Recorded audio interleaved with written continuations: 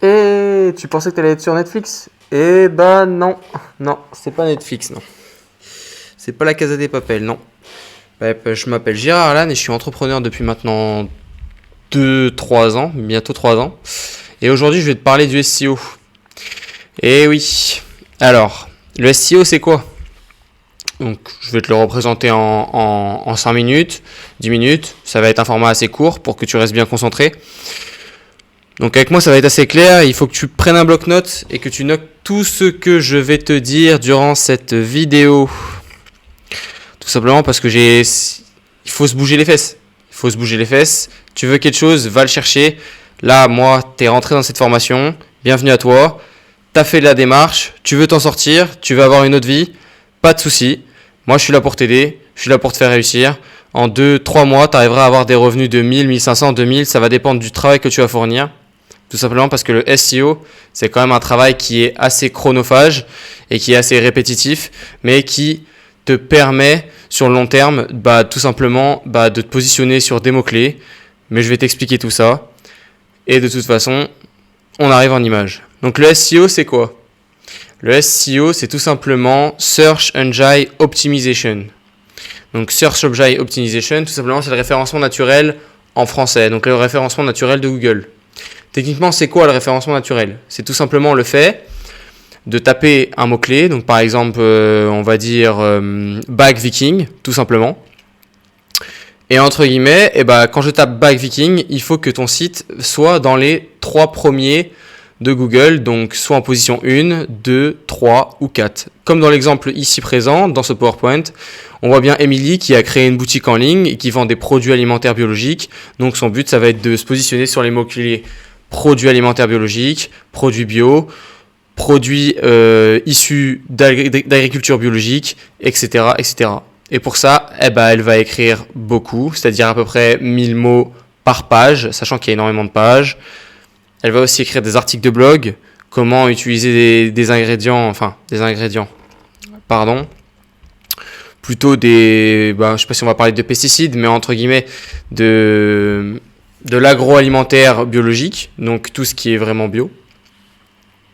Donc ça, c'est si elle veut se référencer sur ce mot-clé-là. Alors, comme vous pouvez le voir à l'écran, tout simplement, vous voyez que la publicité payante, donc le Google Ads, est devant nous lors du référencement naturel. Nous, ce qu'on va chercher, c'est du coup prendre la première, la deuxième ou la troisième position, suivant les mots-clés que l'on aura, mais principalement, on va chercher la première position. Comment on obtient cette première position? Donc, comme je vous ai dit, en écrivant au minimum 1000 mots, il faut que dans ces mots, il faut qu'il y ait des mots-clés. Enfin, tout ça, on y reviendra, parce que là, c'est la toute première vidéo, donc on va y aller doucement. Et entre guillemets, il va falloir beaucoup écrire. Ça va être des articles de blog, ça va être des mots-clés recherchés, un mot-clé, une URL, etc., etc. Sachant que le SEO, ça prend minimum 2 mois, 2 mois et demi. Et ça, faut bien en être conscient. C'est-à-dire qu'en fait, vous allez peut-être ne pas avoir de résultats pendant 2 mois, mais c'est là qu'il faut pas abandonner, en fait, tout simplement. Moi, je suis quelqu'un qui est très honnête avec vous.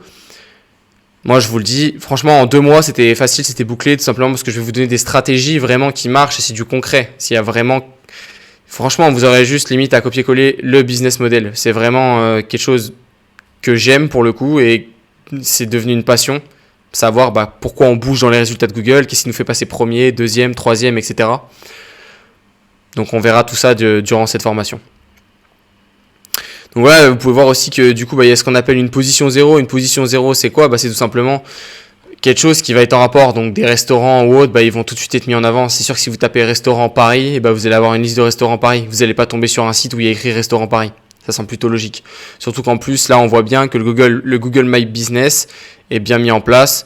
Du coup, forcément, si vous tapez comme là, dans la barre de recherche magasin bio Rennes, vous allez tomber du coup sur La Vie Claire magasin bio, grâce à son Google Business, et ensuite vous pouvez cliquer sur le site web.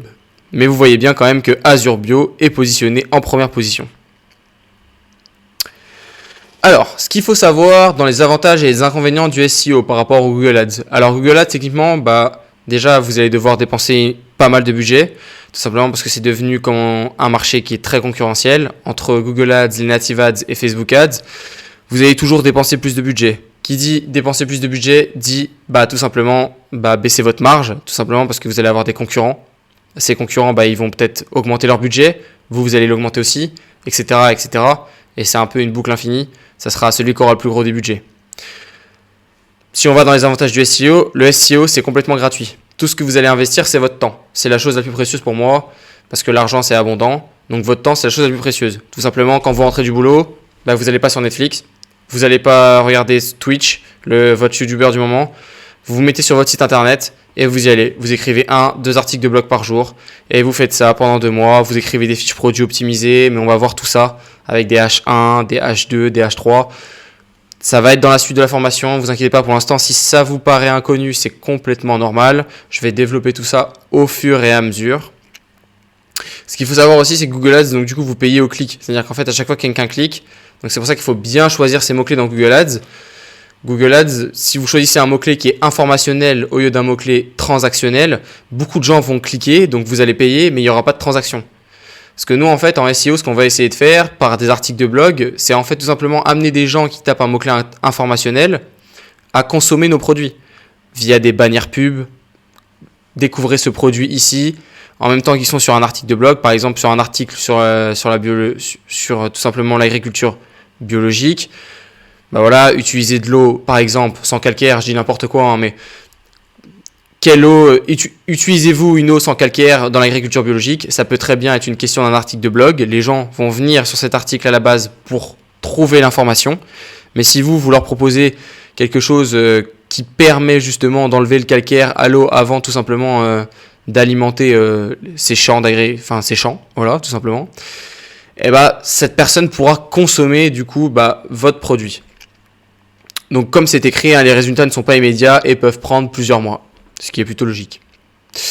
Alors maintenant, pourquoi Google? Tout simplement, on aurait pu faire du SEO sur Bing, sur Yahoo, sur autres, mais si on observe bien les parts de marché de 2015, qui sont à peu près exactement les mêmes parts de marché actuelles, même si on a des nouveaux moteurs de recherche comme Ecosia ou Safari ou d'autres, Google a quand même 92% de part de marché. Je pense que grâce à Ecosia ou autre, il en a perdu un tout petit peu, mais c'est vraiment le moteur de recherche.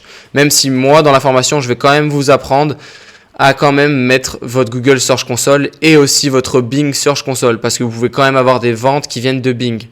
Voilà, je vous le dis, les deux seront faits, il n'y aura pas de souci. Moi, je vais maximiser au maximum, Je vais faire mon maximum pour que vous réussissiez, que vous ayez des ventes qui arrivent, des gens qui passent sur votre site. Le plus compliqué, on me dit toujours, c'est l'acquisition de trafic. C'est pas vrai. L'acquisition de trafic, vous pouvez le faire tout simplement soit en payant de la pub, ce que je déconseille, parce qu'une pub, vous devez la gérer constamment et tout, etc. Tandis que le SEO, regardez. Je peux aller au restaurant, je peux me balader, je peux aller visiter un pays, une ville. Là, par exemple, je reviens des États-Unis. Je peux très bien me balader et en fait, les ventes, elles tombent quand même tout simplement parce que tout le monde a accès à un site internet. C'est aussi l'avantage qu'il y a par rapport à une boutique physique. Et puis, j'ai pas besoin de gérer les pubs. J'ai pas besoin de regarder mon coût par clic, mon CPC, mon KPI, donc toute l'analyse, donc le coût par clic, le coût par impression et tout, etc. J'ai pas besoin de regarder tout ça, tout simplement parce que moi, il y a une personne qui vient, des fois, elle va taper un mot-clé qui va être informationnel, elle va s'arrêter sur l'article de blog, elle va cliquer sur le produit que j'aurais mis en bannière pub, elle va l'acheter, etc., etc. Ou alors tout simplement, elle va directement taper le mot-clé sur lequel je me suis positionné, comme, comme je vous ai dit tout à l'heure, collier viking, bag viking, etc. Elle va se positionner dessus et tac, elle va directement acheter le produit parce que ça sera dans les tout premiers dans les tout premiers entre guillemets ça va être la toute première recherche qu'elle va trouver, donc du coup elle va s'arrêter dessus et elle va acheter le produit.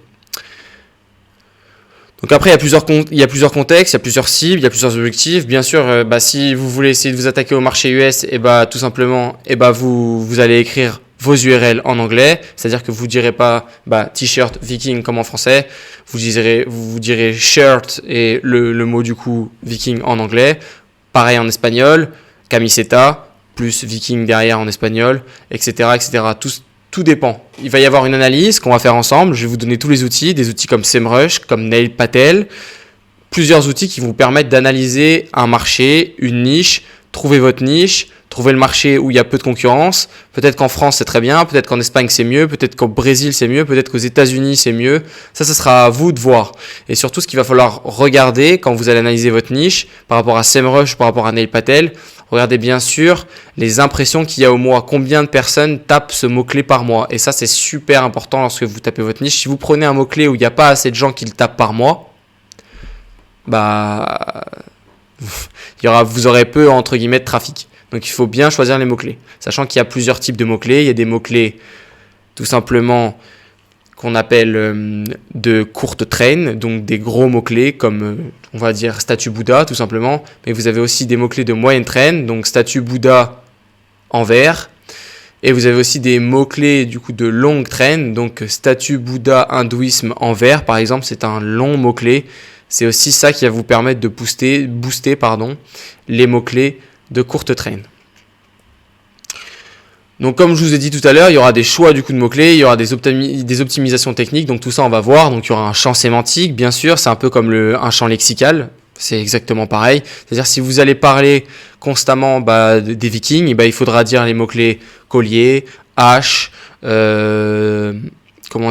dieu nordique, etc., etc. Des mots-clés qui rentrent dans la thématique du coup des Vikings. Ou si vous parlez des statues Bouddha, il faudra que tout simplement que vous parliez de mots-clés comme prier, méditation, banc de méditation, etc., etc., etc. Et entre guillemets, c'est tout ça, tous ces mots-clés qui vont vous faire aussi vous positionner, tout simplement parce que Google, qu'est-ce qu'il fait Google? Qu'est-ce qu'il fait quand vous tapez quelque chose sur Internet? Google, il va toujours faire en sorte que vous tombiez sur le site qui va vous apporter la meilleure réponse au problème que vous demandez. Donc ensuite, il y a plein de choses dont vous pouvez vous faire aider. Par exemple, vous pouvez faire appel à des prestataires tout simplement. Donc des prestataires SEO, déjà vous m'avez moi. Donc à partir de ce moment-là, vous n'aurez normalement pas besoin de prestataires SEO. Je vais tout vous donner, comment rédiger de bons articles de blog, comment mettre des bons mots-clés, comment bien structurer votre texte avec des H1, des H2, des H3, etc., etc. Je vais tout vous mettre en vidéo, il n'y aura aucun souci. Si vous avez des questions, vous pourrez les poser. Je serai tout le temps disponible, etc., etc. Donc du coup, prestataire SEO, oui, ça peut être utile par exemple pour des backlinks, donc faire des articles invités tout simplement, mais ça on y reviendra plus tard. Voilà, donc c'est la fin de cette première vidéo. Donc n'oubliez pas de bien visualiser ce que je vous ai dit. Qu'est-ce que le SEO? Qu'est-ce qui permet de faire? Quels sont les inconvénients, les avantages, etc., etc. Et du coup, moi je vais vous laisser. Salut, c'était Alan.